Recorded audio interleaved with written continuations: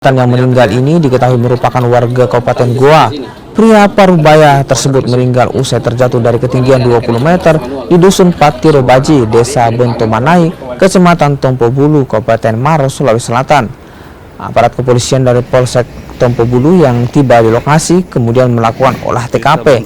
Dugaan sementara, pekerja tersebut terjatuh karena tali tambang yang dipegangnya tiba-tiba terputus saat melakukan pengerjaan proyek jembatan.